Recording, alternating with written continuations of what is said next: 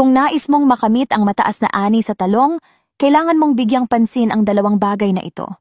Huwag kalimutang i-like at i-save ito para sa iyong reference sa hinaharap.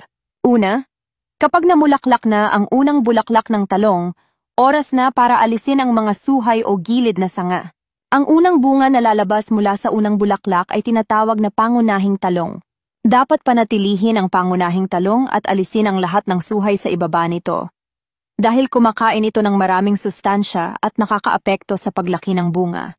Sa pag-aalis ng mga suhay, mas lalaki pa itaas ang halaman at mapapalakas ang apical dominance na magreresulta sa mas magaganda at mas maraming ani ng talong. Ikalawa, kapag ang mga talong ay kasinlaki na ng itlog, humigit kumulang 4 na pulgada, panahon na para alisin ang mga luma at tuyong dahon.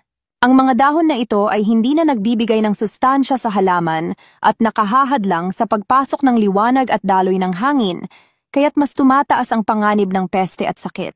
Kaya sa pagsunod sa dalawang hakbang na ito, lalaki at kikinang ang iyong mga talong. Natatandaan mo ba yan? I-follow ako para sa mas marami pang tips sa pagtatanim at pagsasaka.